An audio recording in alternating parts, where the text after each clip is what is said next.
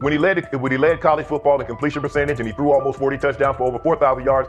How tall was he? Because they make it seem like he shrunk all of a sudden, RC. Oh, how lively was his arm? Because all I know is somebody did that. Somebody threw for over 4,000 yards, somebody threw for almost 40 touchdowns, and somebody led college football in completion percentage. Now, I'm trying to figure out, what I try to figure out all the time, Mel, is how a guy that hadn't played football in almost 5 months. Shannon Sharpe has publicly defended Shedeur Sanders and criticized those questioning him. Sanders has earned higher recognition and some fans are responding negatively. Although there's debate about whether he belongs on a second team list, Sharpe maintains that Sanders' career is clearly ascending. Reactions on social media are mixed. Some users are angry, others are surprised, and a few say they anticipated this result. The conversation remains active. When reports confirmed that Shedeur Sanders had been elevated from second team to near top tier status, Shannon Sharpe issued an emphatic response. He delivered a detailed rebuttal to critics, underscoring why Sanders deserved the promotion and directly challenging those who doubted the decision. I don't think that he was underprepared during these meetings. I don't believe any of these stories that he showed up arrogant and that he was bombing his interviews. I mean, you watch the film, he's on time, he's on point.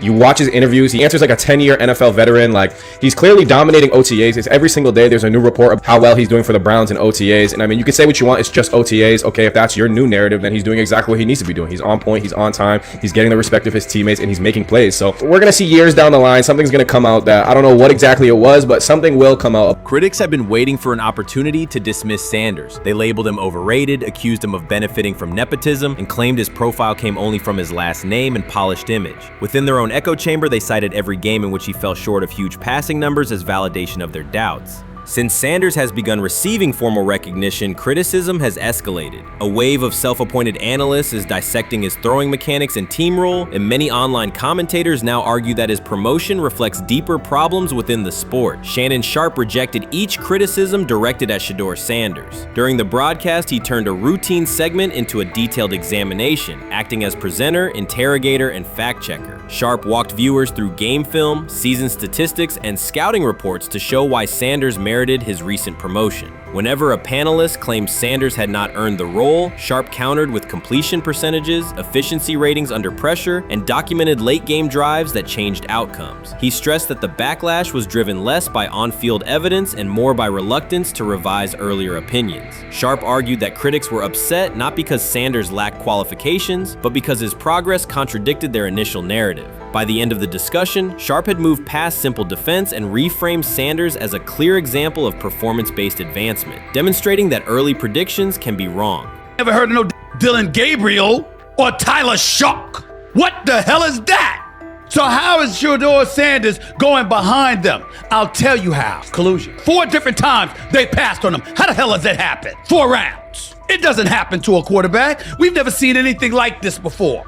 Shedeur Sanders with the watch. Shedeur Sanders with his bravado. Shedeur Sanders with this supposed arrogance or whatever. Shedeur Sanders' advancement did not happen by chance. While detractors questioned his resume online, he continued to prepare, attend every practice, and deliver accurate throws under pressure. The contrast between his output and the complaints directed at him has been stark. Some critics even argued the selection committee was, quote, biased toward performance, as if rewarding strong play were improper. Rumors quickly followed. Certain commentators speculated that a public relations push from the Sanders family must have influenced voters, suggesting everything from coordinated media strategies to alleged favors for coaches. None of these theories addresses the basic point. Sanders earned his promotion through consistent production, poise in the pocket, precise ball placement, and efficient decision-making. Shannon Sharpe highlighted these facts during his response. He noted that Sanders' performance metrics justify the recognition and emphasize that resistance to the move stems more from prior prejudice than from substantive evaluation. For Sharpe, the goal was clear: present the data, challenge unfounded claims, and correct the narrative. The discussion therefore became a broader statement about acknowledging merit and abandoning outdated assumption. Colin Cowherd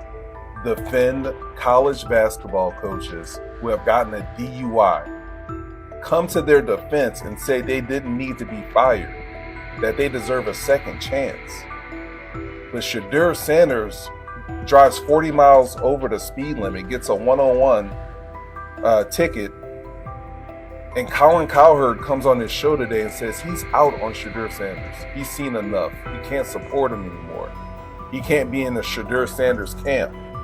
because of their speeding ticket. Shannon Sharpe addressed commentators who portray constant doubt as expertise. Those who discount strong performances with "we'll see" but declare bust after a single mistake. He noted their belief that progress only counts if an athlete visibly struggles. Sharpe's response was methodical rather than emotional. He presented evidence, cited statistics, and calmly refuted each claim. Following his remarks, several critics began revising or deleting earlier posts, recasting themselves as longtime supporters of Shedeur Sanders despite having questioned him for months. Sharpe insists on accountability, naming specific individuals and dates while requesting public acknowledgement of prior errors. He argues that analysts cannot spend months undermining a player's potential and then quietly adopt a supportive stance once the athlete succeeds. These are serious, big-time, top-of-the-line playmakers that they have. If you can go 45-42 in the fourth quarter because your quarterback set the school record with 510 yards passing. He was flawless. Shedeur is big time. I didn't know for sure, will it translate to the next level of competition? Yes, it might translate to the next level of competition as he can play. Critics who once claimed Shedeur Sanders was unprepared now hesitate to acknowledge their mistake. They resist retracting earlier comments and struggle to accept that an athlete can succeed without their approval. Sanders continues to share practice clips and game highlights without engaging the debate, while Shannon Sharpe documents every dismissive remark, ready to revisit them on national television. The disapproval did not slow Sanders. It underscored his progress and exposed the gap between perception and performance. As a result, the conversation has shifted. Analysts who doubted him now describe him as undervalued and publish detailed evaluations of his mechanics and game management, suggesting long-standing familiarity with his career. In a matter of weeks, critics have recast themselves as advocates, demonstrating how quickly opinion can change when consistent results leave little room for doubt. Shannon Sharpe signaled that his commentary is not over. He considers Sanders' advancement a positive outcome for every athlete who has been overlooked or criticized for having confidence. Sharpe stressed that analysts do not have the authority to determine who deserves recognition based on personal preference. The reaction to Sanders' promotion, he argued, revealed how quickly opinions can shift once results are undeniable. Sharpe pointed out that many vocal critics became quiet when confronted with objective performance data. This exchange, Sharpe insisted, reached beyond defending a single quarterback. It challenged the practice of dismissing achievements that do not fit familiar narratives. He reminded viewers that success does not require external approval and that consistent talent will surface despite online commentary intended to minimize it. While critics reconsider their positions, Sharpe remains steady, assigning credit to the athlete and allowing the scoreboard to confirm the argument. In his view, the statistics speak clearly enough. Sharpe also emphasized that the intensity of the backlash must be placed in context. College football is a volatile environment where unexpected outcomes are common. Therefore, declaring failure based on incomplete evidence only weakens the credibility of sports analysis. The discussion underscored the need for measured evaluation rather than reactive judgment. Dak Jackson and him and everybody else that we talked to have said that Shedeur looks good. He looks really good. Yes. He looks better. And we got Zach that say Dylan Gabriel ain't even an NFL quarterback. It's true. So how is it that this man can't get a rep with the ones, but that non-NFL quarterback can? We all what agree with sense that. does that make? Some observers now claim that recognizing Shedeur Sanders' strong performance undermines football's traditional standards, even though they previously argued he received coverage only because of his father. Faced with Sanders' current statistics, those critics are searching for explanations that fit their earlier narrative. The data have always been clear. Their earlier objections ignored that fact. Shannon Sharpe is openly highlighting this reversal, comparing past negative remarks with Sanders' recent 400-yard games to demonstrate the gap between criticism and evidence. Sharpe did not force these commentators to backtrack. He simply displayed their earlier claims alongside Sanders' results, allowing the contrast to speak for itself. Shedeur is lighting it up in practice every day. You're not even a half bit curious to see what he could do with the ones. That makes no sense. And then on top of all of that, you got players going on podcasts and talking to people in the media saying this guy is really good. Like, this guy is legit. So even your peers respect you enough. How is it that the coaches can't see that? It always starts with the players, where the player's like, hey, you see that? You seen that pass he threw? The Cleveland Browns were taken by surprise when quarterback Shedeur Sanders stepped in for first-team snaps, asserting control of the drill and instantly highlighting deficiencies across the rest of the room. His confident command forced coaches to pause practice clips, reevaluate progressions, and consider immediate adjustments to the depth chart. Within minutes, discussions spread throughout the facility and online forums as fans weighed what Sanders showing means for the current starters. The organization now faces an urgent, data-driven decision on whether Sanders should move up permanently. Shedeur Sanders arrived at Browns practice, took several first-team reps, and the entire quarterback group immediately felt the pressure. Coaches erased the whiteboard and reviewed their plans. Staff members exchanged concerned comments, and observers began asking whether Sanders was positioned to assume a larger role. Tony, every year we see at least 1 to 2 teams, they were in last place in their division the year before, no one thought they'd be good, and then they were good. It almost seems like no one's even assuming the Browns can be that, but we see it happen every year. And I get the quarterback stuff, but correct me if I'm wrong, Tony, the Browns are trying to run the football, play good defense, not turn the ball over in the passing game, and try and take advantage when they can, correct? That's what they're trying to do.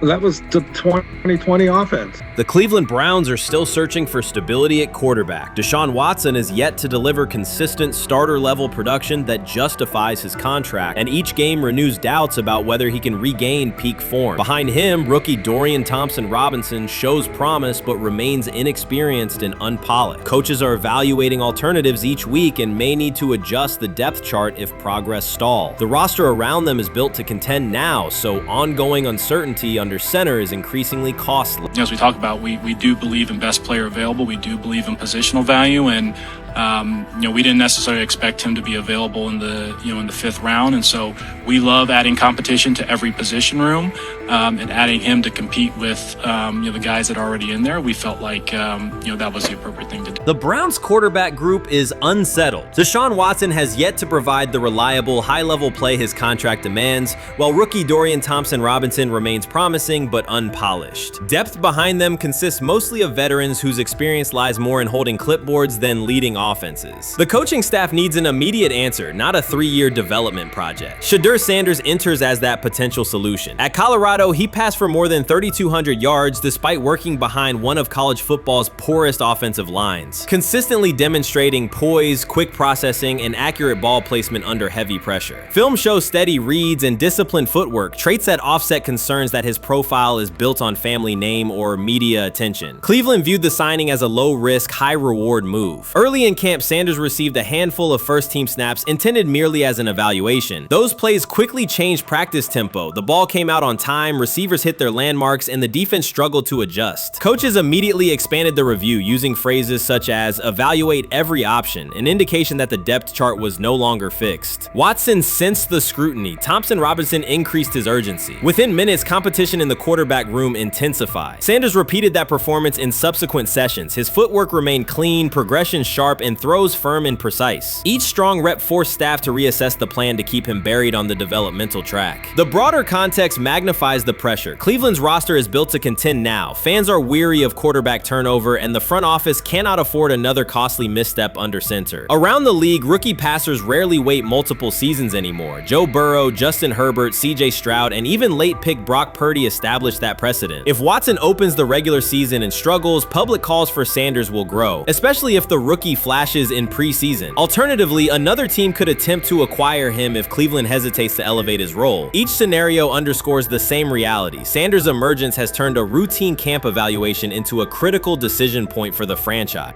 And we saw Dillon Gabriel go 11-11 with the first team, Shedeur Sanders go 11-11 with the second unit. So that was really the big wrinkle today.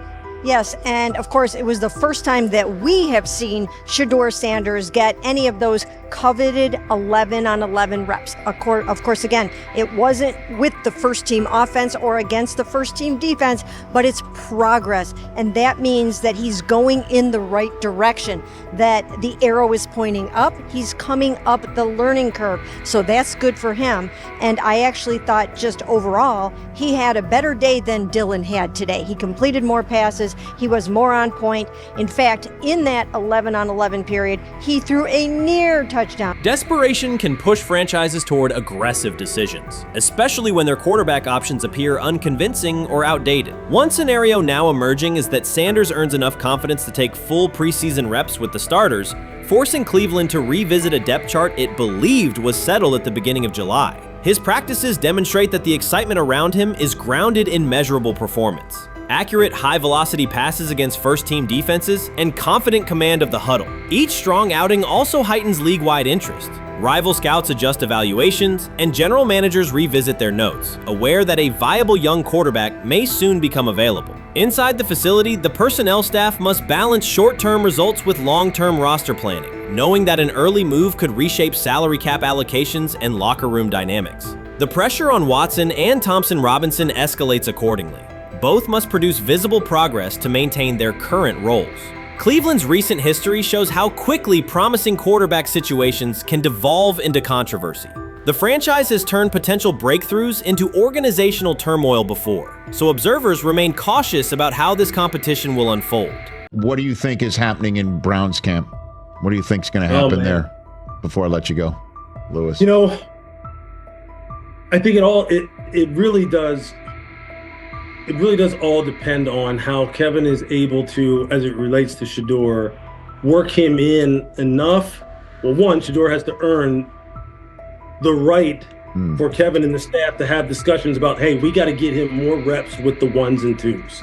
We got to get him more reps with the ones and twos when we're going team period, not just walk through or not just 7-on-7 team. Louis Riddick reacted sharply on air after viewing practice footage from the Cleveland Browns. The clip showed quarterback Shedeur Sanders executing a string of precise throws while the Browns head coach watched with a broad smile. Riddick questioned whether the session was focused on evaluation or celebration, arguing that visible enthusiasm from the staff could cloud objective assessment of a rookie's progress. Earlier in the segment, Riddick's tone had been measured once the Sanders highlights appeared. He criticized the perception that a routine practice was being treated like a marquee event. He stressed that coaching reactions should remain subdued until performance translates into game situations. Riddick concluded by calling for accountability and asking the Browns to clarify how they plan to manage expectations for Shedeur Sanders as training camp continues. Couldn't imagine me myself saying, hey, you know what, as someone who has been at the very bottom to try and ascend to like some level of success, I could never imagine going, you know what would be really cool? I'm gonna play a joke on someone like this and make pretend that I'm a GM and I'm drafting you when actually I'm not, and then I'm gonna hang up and just giggle about it.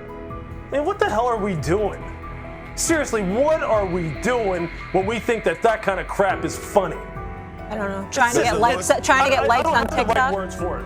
Right, Lewis, I'm gonna say this. I don't have the right words for it. Few situations unsettle a former front office executive faster than watching coaches celebrate a rookie quarterback before pads come on in August. In Louis Riddick's view, the Browns staff did more than acknowledge promise. They acted as though they had already secured their franchise leader. Throughout the session, Shedeur Sanders delivered 40-yard throws off his back foot, ran crisp 2-minute drills, and displayed steadiness rare for a first-year player. According to reports, each successful rep drew audible admiration from the sideline, highlighting how quickly enthusiasm has escalated. When Riddick reviewed the same practice tape and heard the glowing comments, he challenged the reaction on live television. He argued that a few controlled drills should not override the methodical scouting and development work that normally guides roster decisions. Riddick's criticism focused less on Sanders' talent than on the evaluation process. He warned that comparing a prospect to established stars or joking about renaming the stadium creates pressure before the player has taken an NFL hit, faced a disguised coverage, or logged a preseason snap. Praising potential is acceptable, he said, but anointing a savior in July risks repeating the organization's history of premature quarterback expectations. Sanders brings confidence shaped by his father's legacy and his own disciplined preparation, yet Riddick insists that progress must be confirmed over time. He urged the Browns to temper public excitement, follow a structured development plan, and reserve celebratory reactions for on-field results that matter. Regular season production under live pressure, not highlight clips from a midsummer workout. He has to earn that. Kevin has to figure out a way to do that. So then you can reasonably assess what you have in him compared to Dylan Gabriel, compared to Kenny, compared to Joe Flacco. If you don't, then the conversation surrounding him is going to continue to be what it's been, which is, but for some people, he was overhyped all along. He's not that great of an athlete, doesn't have a big enough arm. There's a reason why he was a 5th-round pick, blah, blah, blah, which I don't believe. I believe if he is given enough reps, earns enough reps, and then is given enough reps in meaningful situations, He can throw the ball just as good as Joe, if not better, just as good as Kenny, if not better, just as good as Dylan Gabriel. After more than 2 decades in personnel and broadcast analysis, Louis Riddick was dismayed to see a franchise bypass basic evaluation standards after only a series of eye-catching minicamp throws. Reviewing practice footage from Cleveland, he observed Shedeur Sanders drilling 40-yard passes against uncovered receivers and running 2-minute sequences with poise. In Riddick's view, those reps, conducted without pads, contact, or a disguised rush, show arm talent but reveal little about how a rookie handles game pressure. Riddick said the Browns' reaction drifted from objective assessment to outright admiration. Multiple reports indicated coaches were sketching new concepts for Sanders during dinner and referring to dedicated Shedeur packages well before a padded practice. Even the veterans in the quarterback room showed no visible alarm, a sign that staff excitement had already reset the internal depth chart conversation. The analyst emphasized that his concern is not Sanders' skill set. He acknowledged the quarterback's arm strength, footwork, and composure, but rather how quickly the club appears willing to declare him its long-term answer. Riddick cited several past prospects who received similar midsummer acclaim only to stall once real competition began. Given Cleveland's long history of quarterback turnover, he argued the organization should focus on incremental milestones, processing post-snap reads, surviving live pass rushes, and rebounding from mistakes on Sunday afternoons. Riddick urged the Browns to temper expectations and follow a structured development plan so Shedeur Sanders can progress without undue pressure. One coach reportedly admitted he replayed Tuesday's scrimmage film so often that he lost sleep, an anecdote Riddick offered as proof that enthusiasm is already outpacing reality. All asking now is what is going on with Shedeur Sanders, and so the floor is yours. Maybe you can make sense of this free fall with what was at one point the top-rated quarterback in this draft class.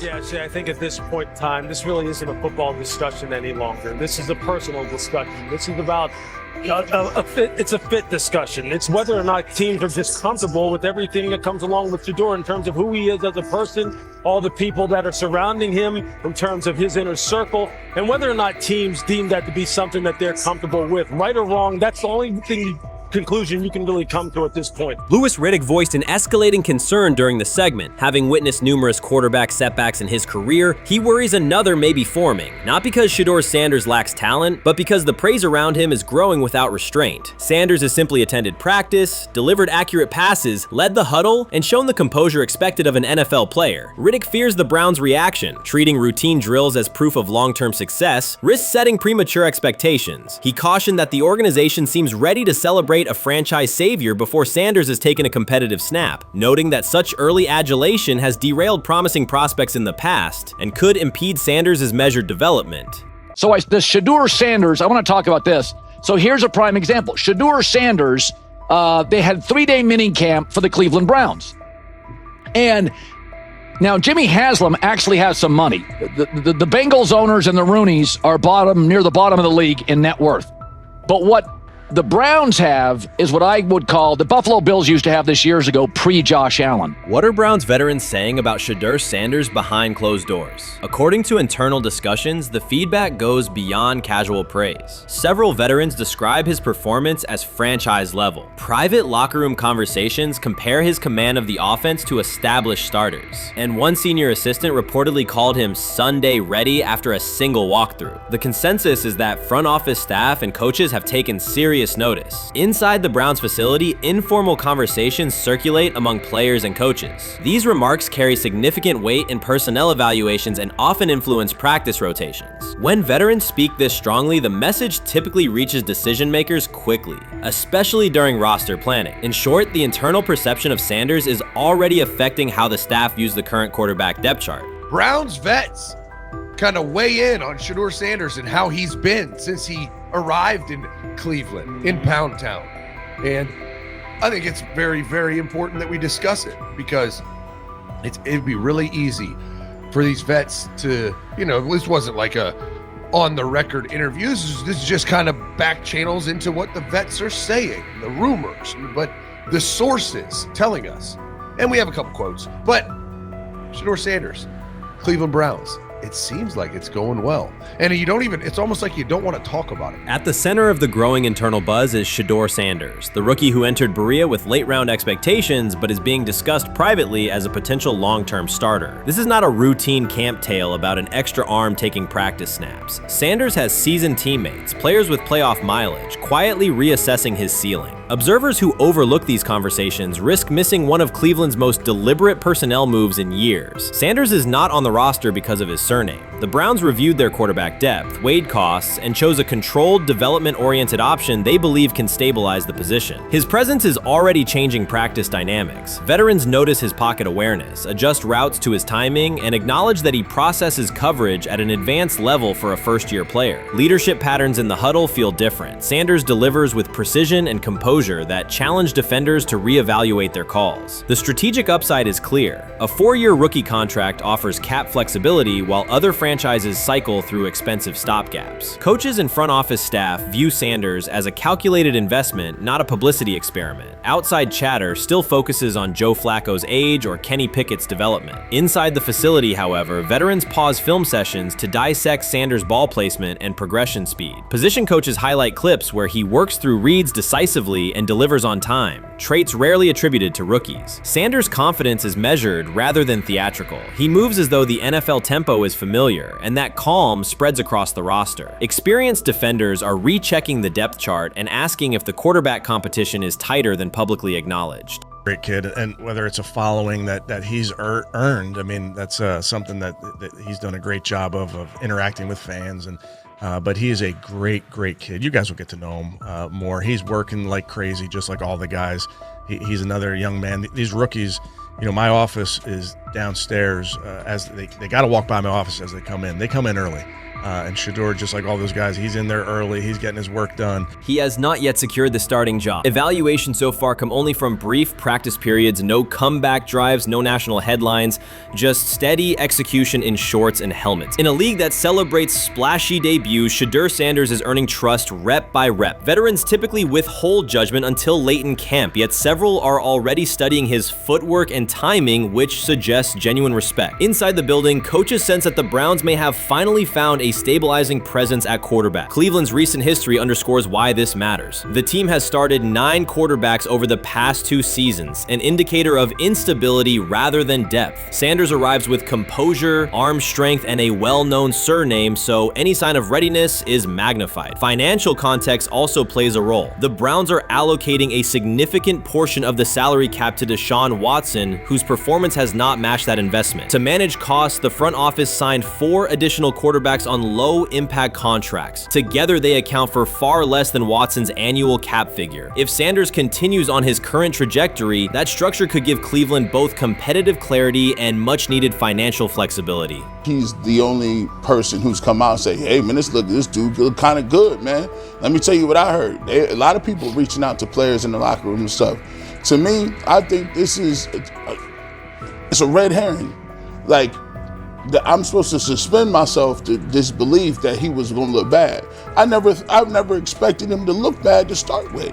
The 5th round quarterback stuff, that's involving perceptions, pre-draft analysis, and other teams. Cleveland's veterans have endured every kind of quarterback turmoil, poor reads, major injuries, shaken confidence, and sideline disputes. When a young quarterback like Shedeur Sanders steps in and appears composed rather than overwhelmed, people notice. The attention comes not just from coaches and reporters, but from the linemen and defensive leaders who have watched previous backups struggle. They are not exchanging doubts, they are sharing nods of approval. Sanders demonstrates instinctive pocket awareness, reliable accuracy, and steady poise, qualities that quickly circulate through team conversations. After years of instability under center, the Browns need someone who can remain calm and effective deep into the season. Although expectations have fallen over time, genuine interest is growing. Praise is coming from teammates who rarely commend anyone unless his performance demands it. The 2025 NFL Draft was expected to be Shedeur Sanders' moment. Many projected him as a top 10 talent and a headline quarterback in one of the most discussed college football storylines in years. Instead of walking across the stage on the first night, he waited through 3 days without a call. There was no celebration, only silence. When the phone finally rang at pick no. 144 in the 5th round, it was the Cleveland Browns. With that selection, the financial outlook changed dramatically. The Sanders family believes this was not a typical draft slide, but the result of coordinated action. They are pursuing a $100 million lawsuit alleging collusion across parts of the league.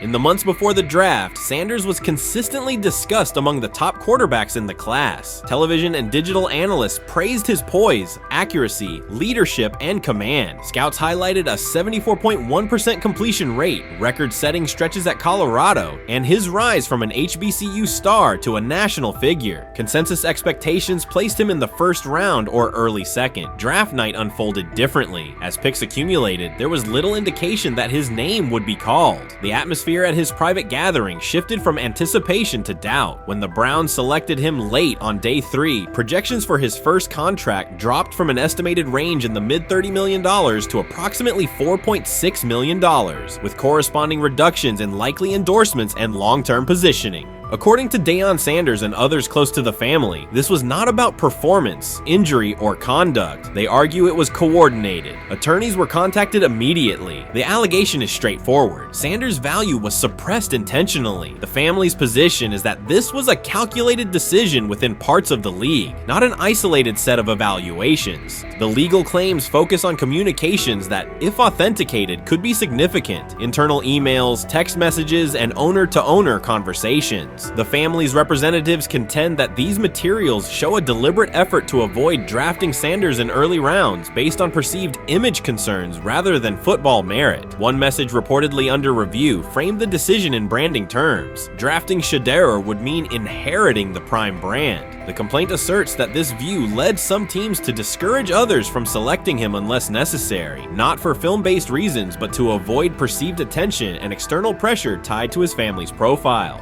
A related thread involves speculation about team fit and willingness to play for certain franchises. Past public comments by Deion Sanders were interpreted by some as signals of an Eli Manning scenario. The family's view is that these were strategic statements, not ultimatums. They argue that rather than engage in discussion, teams chose a passive approach, no direct rebuttal, reduced contact, and a collective reluctance to invest a premium pick. If phone records and written communications corroborate coordination, these items could become central exhibits. Media tone shifted as the draft neared. Coverage that had emphasized production and leadership began highlighting intangibles, interviews, and perceived coachability. Anonymous sourcing appeared in multiple outlets, with claims that Sanders skipped combine drills out of arrogance, bristled at film critique, or told one club, "Maybe I'm not the guy for you," after a tense session. A widely cited line, "Nobody wants a celebrity backup quarterback," was voiced by Colin Cowherd and circulated as shorthand for risk.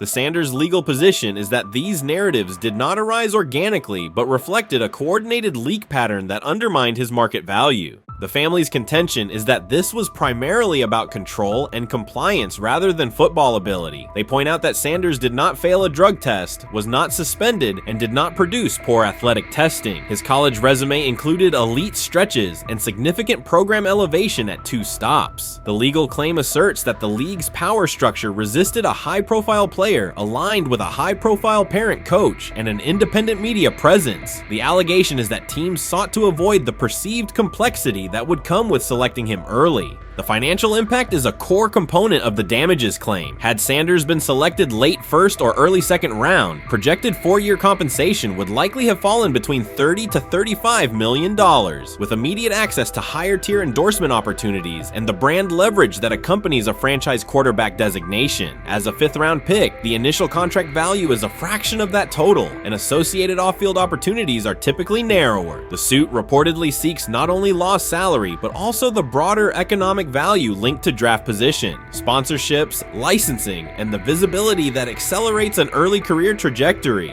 The filing's scope, as described by sources close to the family, extends beyond the league office. It may involve media outlets, scouting firms, and specific executives if discovery shows coordination or materially false statements that affected value. The argument is that the draft slide harmed not only Shedeur, but also the broader Sanders brand, affecting perceptions of Deion Sanders as a recruiter, coach, and public figure. The family's view is that narrative construction around brand risk and celebrity backup produced a measurable economic and reputational loss. If a court authorizes discovery, the process would likely compel emails, internal draft notes, and message archives from teams and third-party intermediaries. Subpoenas could be served on media organizations for sourcing records related to anonymous quotes. That level of transparency would be unusual and could reveal how information flows during pre-draft periods. The legal theory moves beyond a single player's evaluation to the draft's integrity, whether owners or executives acted in concert to reduce a prospect's value for reasons unrelated to football performance. The league has not publicly addressed these specific allegations. Background comments from executives characterize the claims as overreach. The family's camp maintains they have documentation sufficient to proceed. The comparison points referenced by observers include Deflategate, Spygate, and the Colin Kaepernick grievance, not because the facts are the same, but because of the potential scope, policies, practices, and the balance of power between the league and individuals challenging its processes. Another dimension of the dispute involves how the NFL perceives Deion Sanders, Coach Prime, and the autonomy he promotes. He built a large media footprint around his programs at Jackson State and Colorado, elevated his players' profiles, and spoke openly about fit and leverage. The family contends that this visibility, combined with statements about preferred destinations, triggered resistance. The complaint frames the response as a preference for compliance and predictability over independent branding and public negotiation.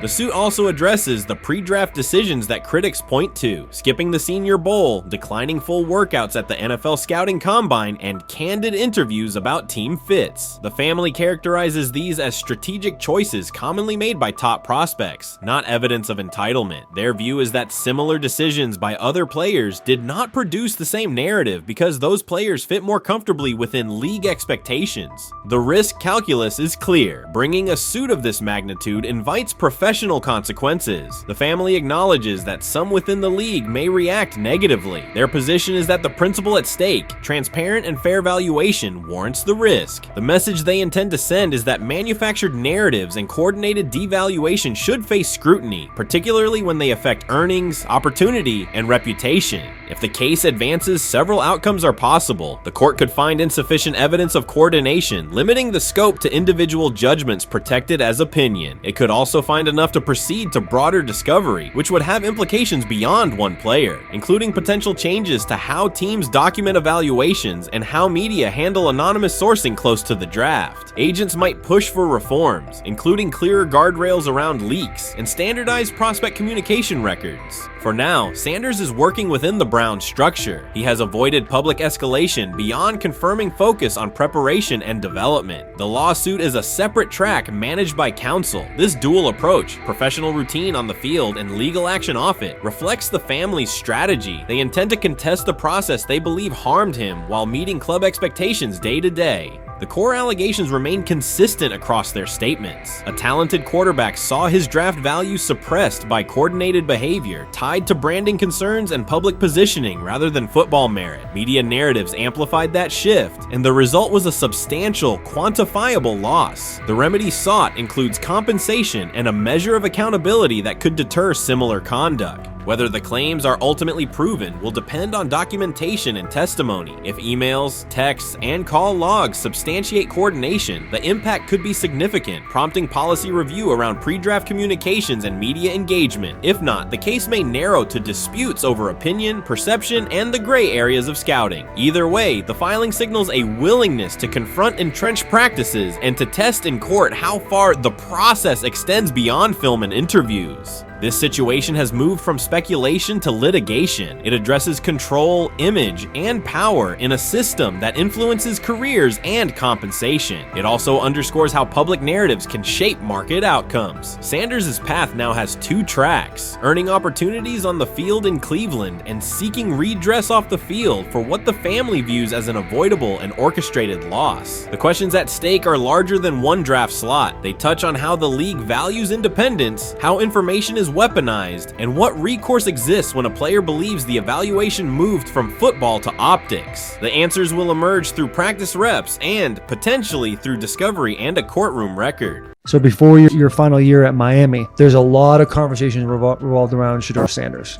Obviously, I'm assuming you guys have a great relationship. Some of the clips you've seen and stuff like that. What is it like for you to have like this rivalry with Shedeur? I don't have a rivalry with him. That's my boy. So at the end of the day, this whole process, we thought me and him were going to be 1 and 2 the whole time. Whether he's 1, I'm 2, whether I'm 1, he's 2. And so that's just always been, our mindset. It didn't go that way. I thought he was one of the better quarterbacks in the draft as well, even throughout college. A lot of stuff out there on him ain't really, the truth, just because they spin it different ways. Like they spin stuff about me different ways. But I mean, when he gets his chance, become a starter, I know he's gonna make the most of it. And I'm ready to get back to work with him, after the season, talk some more stuff to him. Cam Ward directly challenged the uneven standards applied to Shedeur Sanders, calling them inconsistent and unfair. By insisting that performance, not politics, guide evaluation, he shifted the discussion from one player to a league-wide problem. Sanders' treatment now serves as a test of how the NFL supports and evaluates emerging quarterbacks. I feel a special relationship with him, especially me. First getting to know him 5 years ago when I started working with him. But it didn't surprise me because he's a good quarterback. He doesn't get a lot of credit that he deserves.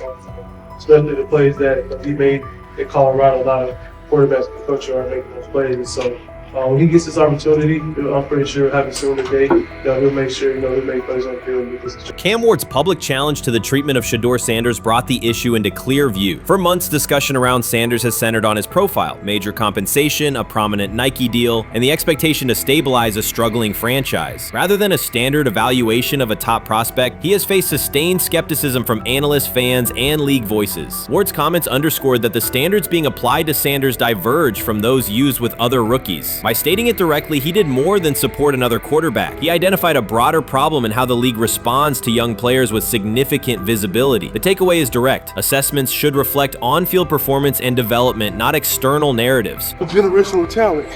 I'm gonna prove him right. I'm gonna prove him right. Don't worry. Oh my God. An article came out today. I'm generational. So I guess it's article versus article. I like that you think that, man. But we all know the truth.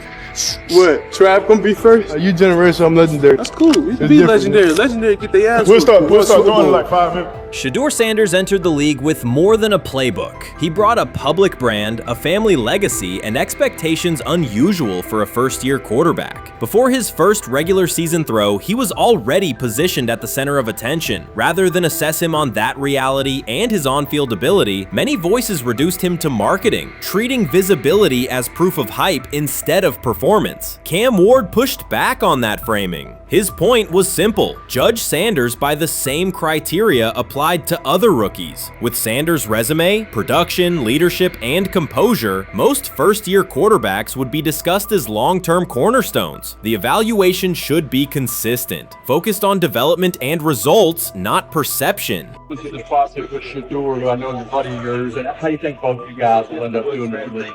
I think we'll both end up being one of the best quarterbacks in the league. I just think the work that me and him are willing to put in, the relationship we have to constantly compete each and every day, to better our craft, for ourselves. I just think it's gonna end up paying off for us in the long run. Do you guys kid each other about who's going first and how much that matters to you? Yeah, we play around, we joke around with it. It really don't mean nothing. The draft pick will never mean anything. At the end of the day, you got to show whether you can prove each and every Sunday. You can't just do it 1 year. Disrespect shows up in two patterns. First, Shedeur Sanders is repeatedly framed through his father, Deion Sanders, as if lineage erases his own work. Discussion drifts to pedigree instead of what the film shows. Second, his visibility is treated with suspicion. His audience reach, partnerships, and ability to lift ratings are labeled hype rather than recognized as value. Instead of acknowledging that he drives demand and expands the stage for his team, critics call it an unfair edge. The result is a skewed evaluation. Star power is held against him while on-field production gets pushed aside. The standard should be consistent. Assess the tape and the development, not the last name or the attention it brings. Well, Ward were microfact. Cam Ward's remarks went beyond defending Shedeur Sanders. They confronted how the league manages star power. The reality is simple. The NFL markets visibility, but resists it when a player doesn't follow the expected script. Rookies are supposed to be quiet, deferential, and grateful for limited leverage. Sanders arrived with leverage, brand reach, major endorsements, and confidence, and that presence was recast as entitlement. Instead of treating those factors as earned advantages, much of the commentary used them to diminish him. Ward called out that contradiction. The same influence the league sells to audiences is criticized when a young player exercises it. His point is a standards problem, not a personality dispute. Evaluate Sanders on his preparation, leadership, and results. Don't penalize him for having a platform or for using the leverage that the modern NFL itself helps create. Now it sounds like the Cleveland Browns are going to all but imprison Shedeur Sanders in the football sense of a very talented rookie quarterback who obviously needs reps, needs an opportunity, and who now, barring some miraculous luck, will not get the opportunity to play in a single real game. I'm sure many around the NFL are celebrating as we speak. They are chuckling about this. Many in the NFL wanted to teach Shedeur and his daddy. Cleveland became the center of the conversation. With Shedeur Sanders attached to a major Nike partnership, the expectation was straightforward. He should be given real game reps.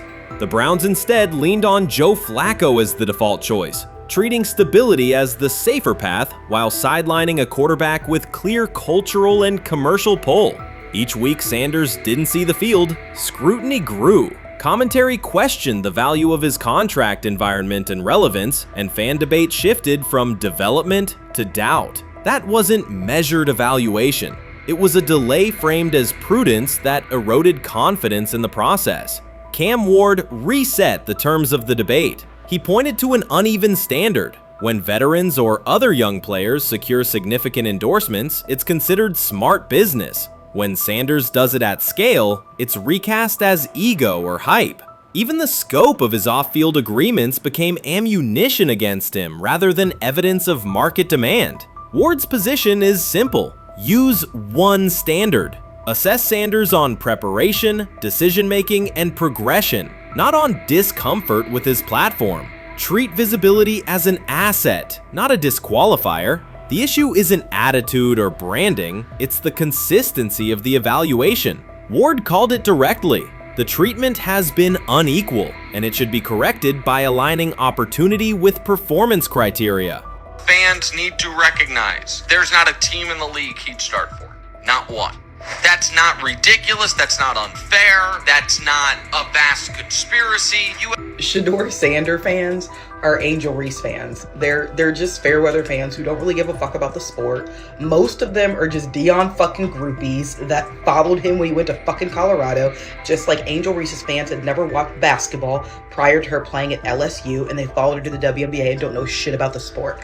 That's it. Now Deion fucking groupies are running around acting like, oh, this is payback to his dad. The timing is pivotal. Shedeur Sanders isn't trying to blend into the league's background. He's shaping the agenda. He drives debate segments, fuels short-form highlights, and moves merchandise at a pace most rookies never approach. By the metrics that define modern attention, he is the draw. Yet, a segment of observers continues to undercut him, not because of shortcomings on tape, but because of discomfort comfort with how prominent he already is. Cam Ward put words to what many could see. Coverage around Sanders has been filtered through reaction to his visibility, rather than a clear read of his performance and growth. The market has already weighed in. Demand is real, not manufactured. Nike's record-level rookie endorsement aligned with that reality, signaling long-term value and cultural reach. This exposes a core contradiction. The NFL depends on star power to sell tickets, fill stadiums, and boost ratings, but it resists stars who set terms on their own. Visibility is celebrated until a player exercises it. The fix is straightforward. Apply one standard. Evaluate Sanders on preparation, decision-making, and results, and treat his platform as the asset it is. If the league benefits from his presence, its evaluation practices should reflect that same reality, consistently and without penalty for scale. Shedeur Sanders does not depend on league promotion. He established his platform before the NFL and continues to expand it on his own terms. That autonomy challenges the status quo. Cam Ward's support was more than a defense of a teammate. It was a warning that if the league holds to outdated expectations, it risks falling behind the very players who drive audience attention and revenue. Claims that Sanders lacks real popularity ignore measurable facts. A large, active following, consistent merchandise demand, and sustained coverage across major outlets. Doubts about his standing as a quarterback overlook his college production and growth indicators. The pattern is familiar. Efforts to minimize him increase his reach. Each skeptical headline widens the spotlight, and each dismissive take creates more engagement. You cannot reduce a player built for visibility by arguing he should be less visible. The practical outcome is the opposite. Scrutiny becomes signal. Sanders is not merely enduring criticism, he is turning it into momentum, converting attention into leverage on and off the field.